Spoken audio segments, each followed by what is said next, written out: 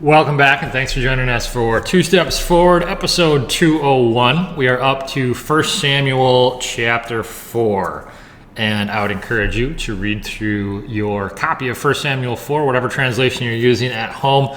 Here's my personal summary of it, though. The Israelites suffered a defeat in battle, losing 4,000 soldiers at the hands of the Philistines. They decided it was going to be a good idea to bring the Ark of the Covenant with them from Shiloh into battle. When they got the Ark of the Covenant and it came through the Israelite camp, the shouting was so great that it shook the ground and the Philistines took notice of it. The Philistines were very nervous because they knew what the God of Israel was capable of doing, but the Israelites nonetheless lost the battle. 30,000 soldiers died, Hophni and Phinehas died, and the Ark itself was captured by the Philistines. A Benjamite man who was at the battle fled and told the Israelites and Eli, the priest, what had happened. All of Israel wept, and when Eli heard that the Ark of the Covenant had been captured, he fell off his chair, broke his neck, and died. He was 98 years old and had served over Israel for 40 years. When Phinehas' pregnant wife heard the news, she went into labor. And I don't know if I know very little about how labor works, but I didn't know it could be like stress-induced like that. I guess. Apparently that's a thing. As she was dying in labor, though, she named the son Ichabod, which is a word that means the glory is departed from Israel, in reference to the Ark of the Covenant being captured. And that's a sad chapter, but 1 Samuel chapter 4. Mm-hmm. Any initial thoughts? What do you think about the fact that it's explicitly goes out of its way to say that Eli was overweight? Yeah. So remember why he's overweight. We were told earlier about the behavior of the sons. Yes, he eats too much of the offering. Yeah. So there was, again, the priests had their lives subsidized by the offerings of the people given at the tabernacle in Shiloh. Mm-hmm. And the priests were allowed to take some of that, but after the sacrifice was made. But the sons were shoving the forks that they used for taking the meat, and they were shoving it into the meat and taking what they wanted before. They wanted it with the fat still on it so that they could select whatever cuts they wanted. And we're told that the priests all sort of did this, and Eli seems to be part of that. And he has, so far as we can tell, he's eating too much, he's taking too much, and he's too lazy. Yeah. So he's got this sedentary life. So all of that, so when commentators will say, okay, wait a second, it sounds a little odd. He fell out of his chair and he broke his neck. Because he was overweight. Because he's so overweight and out of shape. Granted, it also says he's 98 years old. And when somebody who's 98 dies, I think the cause of death, I usually look at it as age. But nonetheless, most would say, yeah, he's severely probably overweight, which is, the thing is, remember, he's the priest, he's the high priest, and he's sort of a symbol of the nation. Mm-hmm. And the picture that the author very clearly is portraying here is that the nation of Israel is fat and lazy and sedentary and not acting in faithfulness to God. Yeah. And that's why it's dying. Mm-hmm. So, yeah, it's an interesting concept. And again, Israel as a whole is not projected in a good light at all here. So devotional thought number 1, God is a good luck charm. Israel, remember, they lost 4,000 men in battle to the Philistines. Philistines are like the major enemy of the Israelites at this point in history. And the Israelites are actually at a loss. They're a little perplexed why God would allow them, his chosen people, to lose a battle like this to such an overtly idolatrous nation like the Philistines. What they didn't realize is that their loss was actually due to their own disobedience to God's law. So, in other words, God's punishment against people who are supposedly his, who are acting hypocritically, is harsher than his judgment towards people who are just overt idolaters, people who don't claim to know him or anything like that, if that makes sense, right? So they don't understand. They don't get the fact that God would be angry at them for their current disobedience and immorality and all that. God, by the way, had instructed them very clearly on how they were supposed to go into battle. It's laid out for us in Deuteronomy 20. But instead of doing things like confessing their sins before they go out into battle, what the Israelites are doing is they're just remembering what it was like when they went into battle under Moses or under Joshua, And for instance, Moses and Joshua at various points took the Ark of the Covenant into battle, but it wasn't as a good luck charm. They weren't using it as like, okay, God, you're our assistant. Now you're our secret weapon. Now help us win. They were doing it as a way of saying, like, God, we're your people, and we're only your agents doing your work, which was all started by the fact that they would confess their sins before entering into an act like that. So God does not bless the Israelites in this situation. They lose the battle. They're just trying to accomplish their own goals and using God to accomplish those goals, something Christians still struggle with today. The way they invoke God, the way they get disappointed with God when he doesn't give them what they want or answer their prayers accordingly. Just like it was prophesied, Hophni and Phinehas, the wicked sons of Eli, actually die here. The Ark of the Covenant gets carried off by the Philistines. 30,000 additional men die in battle, and basically God is saying, I'm not going to allow you to use me as an assistant for your wicked purposes. I'm only going to allow you to relate to me as the one God who's deserving of worship. You can be my people, but you actually therefore have to treat me as God if you're going to be my people. The relevant application question I think here is, are there ways in which God's people still today perceive God, or people in general perceive God, as a good luck charm to be used for to accomplish their purposes, as opposed to like treating him like God? You know what I mean? Yeah. Are there any examples that you can think of with that?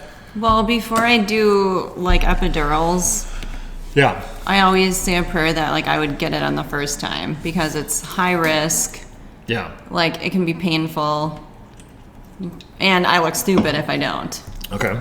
So I don't know if that, I mean, I feel like it benefits it benefits everyone to get it in the right spot at the first time, which is it's just a difficult thing for anyone to do. Yeah. Like it's a blind technique. You're doing it only by feel. So I say prayers before things like that. I don't know if it's self-serving. I guess partially. I don't think it's not self-serving in and of itself. I think if that was the only, so this is interesting because yesterday we were talking about you in prayer life. So like if you're only praying to God in hard times, tense times, stressful times, I don't know that I think you're using God, right? If you're coming back, so I think of the lepers who were healed and the one that comes back. If you're coming, like he was the only one that technically was worshiping the true God. He was the only one that demonstrated actual gratefulness, because when good things happen, it wasn't just like I did this or I got this or I'll move on to the next thing. It was I need to give thanks to God, and it's an indicator that you're not really using Him. So like you love God for God, not simply for what God can give to you or do for you. You know what I mean? Like so, Christians sometimes function a little bit like a gold digger. A woman who's a gold digger is somebody who would not love, I suppose it could go man or female, but I think we generally think of it as a female who likes a rich guy, not because she's really interested in that old rich guy, but because he can provide a life for her. So she wants to use him to get to the good life, right? And if that's the way Christians approach God, we're essentially just gold diggers. So like you want to love God for God, not simply for the blessings that he can give to you. You know what I mean? And I think if you comb through your prayer lives and how many times you and I have simply been trying to use God in our lives, I think that has got to expose something to us that's worth confessing. And it also compels us then to go to God, not just in harsh times and when we want something, but in good times, and to give thanks to him. Devotional thought number 2, Eli dies. So we got this, we're told a Benjamite messenger from the battlefield comes back to the city in Shiloh and reports to the Jews and reports to the high priest Eli that the Israelites lost the battle, Hophni and Phinehas are dead, the Ark of the Covenant had been taken. And we're told that at that point, Eli falls out of his chair. So, I mean, whether or not there's another medical condition going on here, might have been a heart attack, might have been a stroke. In either case, he falls back and breaks his neck, and that's what ultimately kills him. As we were talking about earlier, we're told that he seems to be heavy. He's eaten too much from the sacrifices. That was listed at the end of chapter 2. And he seemingly has led sort of a lazy life, kind of a sedentary life. And Eli is very clearly positioned in this text as a symbol for Israel's poor state. He's greedy, he's in poor shape, he's disobedient, he's weak, and all of it is leading to death and God's departure from Israel. So, again, not the most, like, the biggest pick-me-up of a chapter in Scripture, but a painful warning about spiritual laziness, I guess, and using God as a good luck charm. Third devotional thought then is the name Ichabod, which means the glory has departed. So this is the wife of Phinehas, so one of the wicked sons, Hophni and Phinehas. Phinehas' wife seems to be more spiritually mature than her husband, who's a priest, and her father-in-law, who's the high priest. And the husband has essentially been using the ark as a good luck charm, and he died for that. The father-in-law is concerned after he hears that the ark is captured, but it almost is like he's more concerned about the shame it brings on Israel under his leadership. So he's like more concerned about like the material of the ark. And it's contrasted against this woman who, when she gives birth, she names her son Ichabod, which means she's concerned that the glory of the Lord has departed from Israel. In other words, there's a distinction between Eli, who's like, well, we've lost our power, we've lost our influence, we've lost our whatever, and Phinehas' wife, who's saying we've lost the Lord. And even today, I think a little bit about when people lament the state of American society and laws changing and becoming a less overtly like Christian society or a post-Christian society, actually, it's interesting to comb through people's words and say, okay, are you concerned that we're losing influence in society, or are you concerned that we're a nation full of souls that don't truly know and have a relationship with the Lord and therefore are eternally lost? Like, it's an important distinction whether you care about people or whether you care about your influence in society. And I think a religious person can miss the difference between the two. You know what I mean? So the glory is departing from Israel. The woman dies in labor, as she does. She names her son accordingly. Further, the glory of the Lord was going to return in this kind of big ceremony at Solomon's dedication of the temple, which is kind of cool. All of Israel witnesses the presence of the Lord in the cloud and whatever returning to the temple. The prophet Ezekiel is then going to see so if like you're tracking the history of the presence of God's glory, the Shekinah, like visible glory of God, the prophet Ezekiel is going to see it depart from the temple prior to the destruction of the temple by the Babylonians. And that's interesting too. Like, God knew it was going to happen, and he's like, no, I will not be defeated by the Babylonians, but you people who have given up on me, you are going to be defeated by the Babylonians. Ezekiel also prophesied and saw the return of God's glory to the temple, which in many respects didn't actually and fully take place until Jesus is going to come to the temple. And if you remember, in those opening chapters of Luke, when Simeon sees, we have the Song of Simeon, and Simeon acknowledges that the glory of the Lord has come in the Messiah arriving at the temple. So that's kind of cool. And then upon Jesus' ascension into heaven and Pentecost, we're told the glory of the Lord, like the God's glory still dwells in his temple, but his temple is not the temple physically in Jerusalem that's destroyed in 70 AD by the Romans. But after Pentecost, God's temple is the people that he indwells by his Spirit individually, and then also collectively as they gather as the church. So God does not live in temples built by human hands, but he dwells within his people by his Spirit. Okay? So it's kind of an interesting understanding of the progression of God's glory throughout the history of his people and throughout the Bible. Where's the Ark of the Covenant now? So that's... Indy found it. Yeah, so this is it. Honestly, I had no comprehension growing up. So like Indiana Jones was a big, obviously a huge movie. My family loved it. We had a big poster in our basement of Indiana Jones and the Raiders of the Lost Ark. I had no comprehension in my head at that time that there was a connection between what was happening in that movie and the biblical story. Like, granted, I was like 4 years old, but nonetheless, it took me, I think I was probably, like 2021 before I actually understand, wait a second, the Ark is the Ark of the Covenant of the Israelites. Did you think it was Noah's Ark? As a child, got those confused a lot too, like piecing that together. Did we ever find that? No, and we probably won't. And my theory as to why we won't is because It's got to be somewhere. Dr. Lorenz probably knows.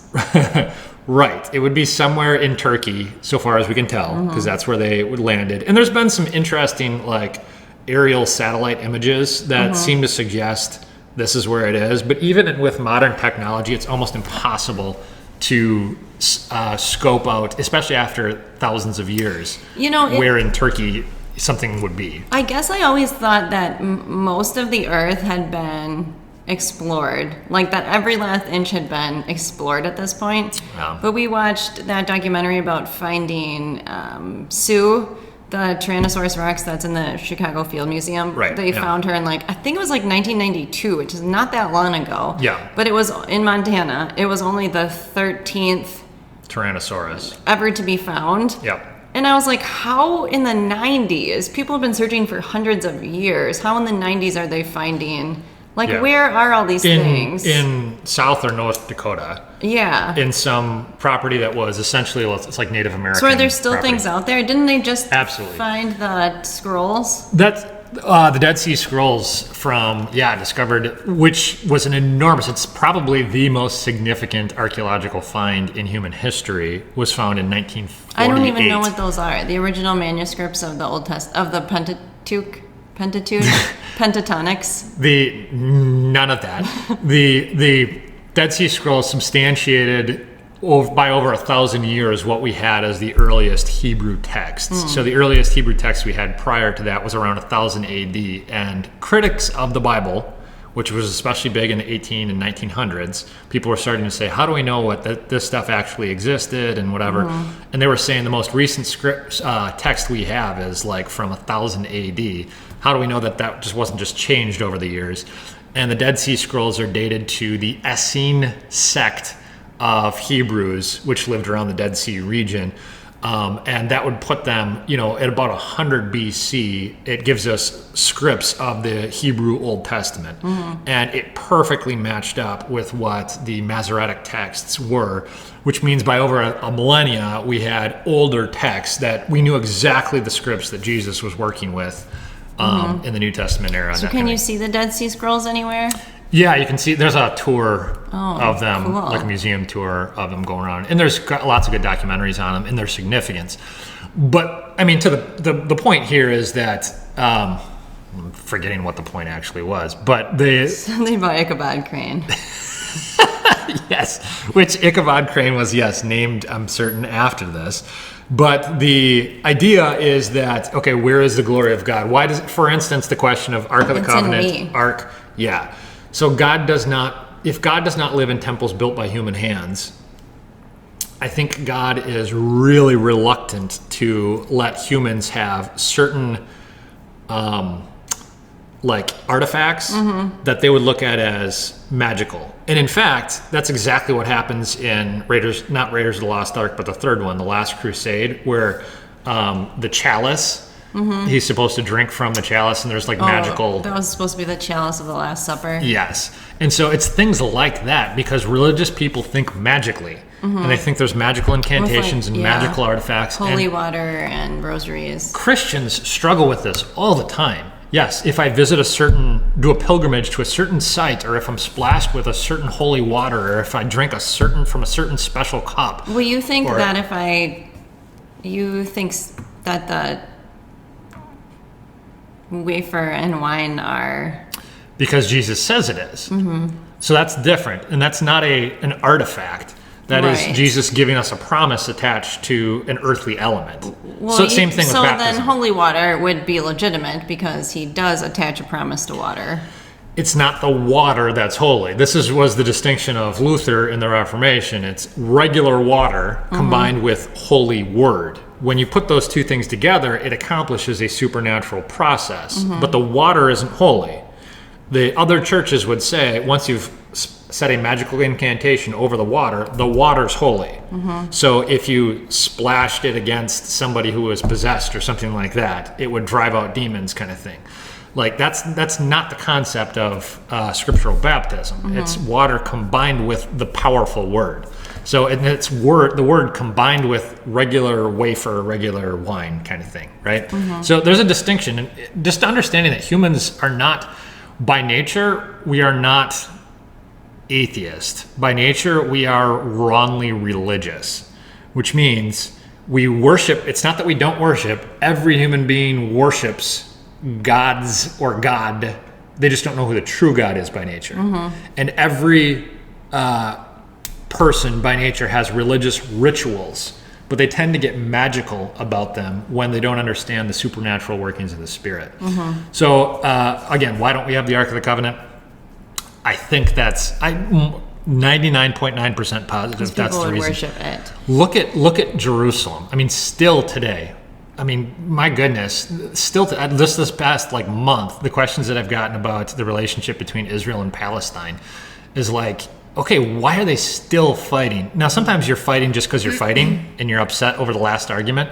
But this goes back thousands and thousands of years and will never stop. Till Jesus comes back, it will not stop. And that is the most volatile place on planet Earth, is Jerusalem. Why? Because it's perceived as holy ground.